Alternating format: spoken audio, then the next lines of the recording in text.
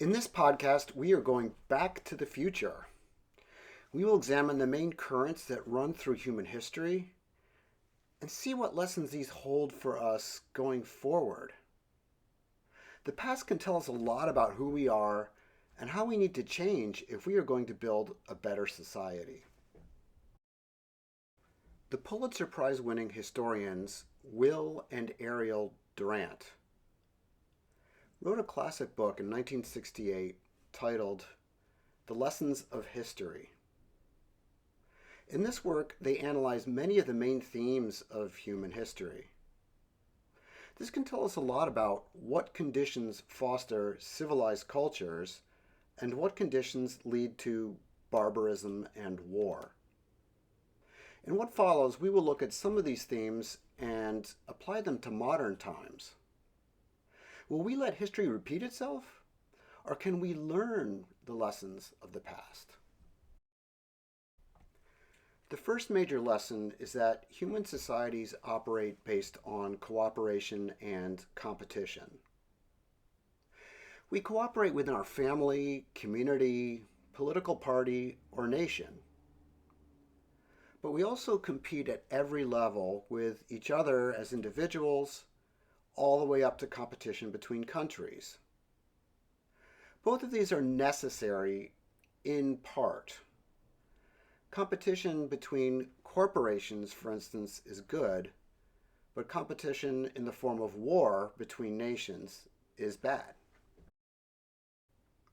Many of the threats that we now face, such as climate change, are at the planetary level. This calls for a greater cross-national cooperation than ever before. International agreements to lower carbon emissions, to end war, and to provide aid will need to be increased going forward. However, there are obstacles that need to be overcome here, namely increased nationalism and fear of immigration. These cause us to contract and identify with our local tribes rather than what we all have in common, which is that we are human and face the same threats. The Durants point out that overpopulation is another repeating issue throughout history. If people become too numerous, they can outstrip the resources needed to support them. They report three quote-unquote natural forces that bring population levels down. These are famine, pestilence, and war. Each of these serves to restore a balance by reducing the demand on what food, housing, and other needs are necessary to sustain a population. Moral codes are the ethical rules that govern a society. These can change when there are major shifts in history, as when we transit between hunter-gatherer, agricultural, and industrial stages of development. We now may be in a new information stage of development, which calls for new moral codes, such as regulating disinformation online and the use of artificial intelligence. Those cultures that fail to develop new and appropriate moral codes will decay or collapse. Religion is one instance of an organization that instills a moral code. Religions have existed in every society throughout recorded human history. Much of religion is good. It brings comfort and happiness to many people, promotes a sense of community, and provides social services to the poor and the elderly. However, religions have also been influential factors in war, such as we see in the Crusades. The development of economies is universal, but has been motivated and controlled through different ideological means over time, like Marxism or capitalism.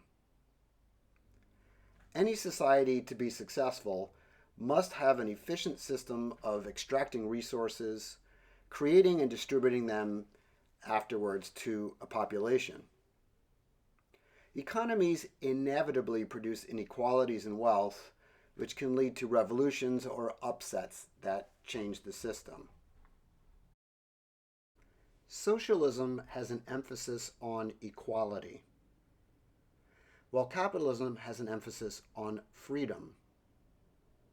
There has been a historical tension between these two ideas. Freedom requires some degree of order to rein in human behavior.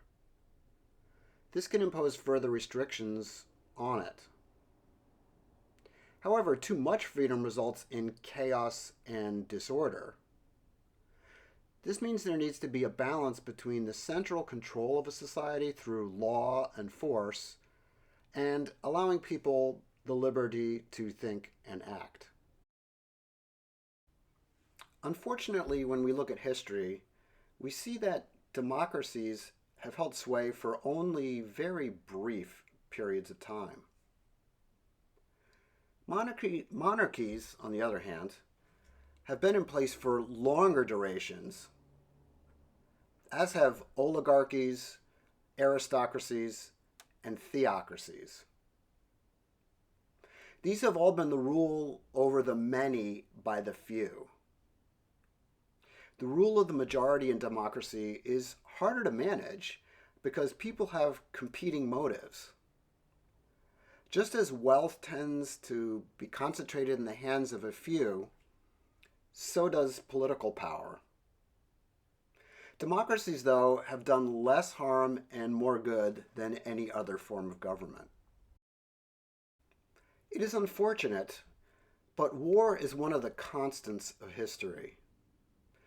In the last 3,421 years, only 268 have seen no war. This estimate is based on 1968 figures, and so may be considered approximate, but is probably fairly accurate. States can start wars because they have power and often have fewer restraints placed upon them than do individuals.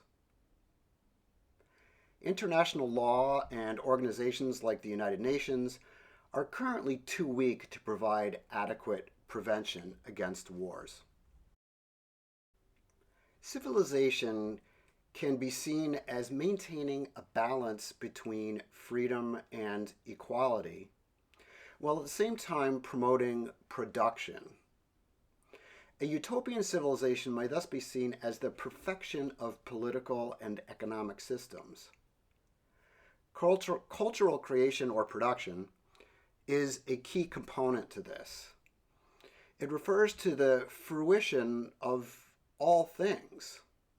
Examples of such things would include achievements in every field, including science, engineering, and the arts. History has repeated itself, in large part because human nature has remained unchanged.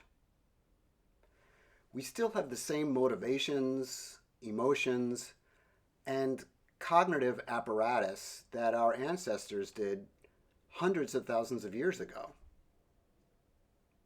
If history is to change, then we must change human nature, which is a good argument for augmenting human capabilities, as has been argued by the transhumanist movement. If we can become smarter and more moral, then perhaps we can perfect political and economic systems to prevent civilizational collapse. Can we analyze history to see what conditions promote civilized societies and which ones lead to barbarism? The Durants argued that it is the presence of creative geniuses who can respond effectively to new situations and thus guide civilizations through crises. In the future, this is an argument for the development of superintelligence. The presence of such an intelligence could solve many of humanity's problems, although it is obviously not without risk. What forces lead to civilizational collapse? If we knew, we could prevent them from happening in the future. The Durants argued that there are many factors that in isolation or combination could be causes. These include climate change and rising economic inequality. It may even be that civilizations, like organisms, have entropic or disorganizing factors that lead to their inevitable senescence and death. Even when civilization collapses, it sometimes doesn't die off completely. For example, the accomplishments of the ancient Greeks were inherited by the Romans and their successors. So there may be a form of cultural inheritance equivalent in some ways to genetic evolution, where good ideas get selected and passed on from one culture to another. Perhaps we should not be averse to such collapse if it can give rise to something better. It may be that a superior civilization can rise from previous ones like a phoenix from the flames. Recent research on the decline of the Bronze Age empires can tell us a lot about what is happening now and what might happen to us soon.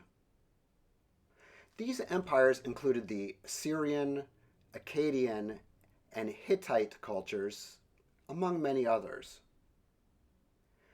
New archaeological evidence links the eruption of a volcano at this time, which blanketed the atmosphere in ash.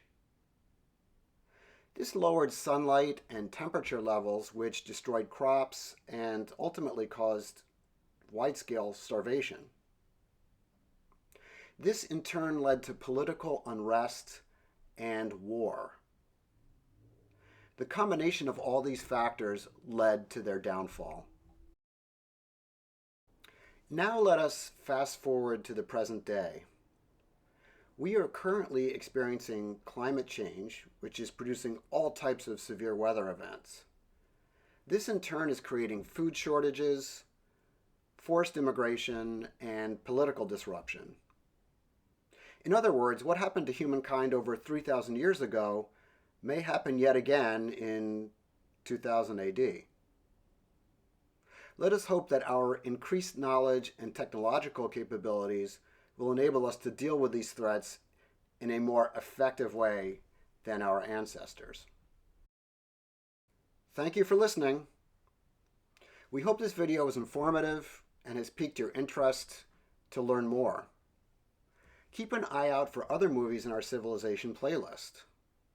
There you will find videos on earlier historical conceptions of civilization and how we can measure and compare cultures against one another.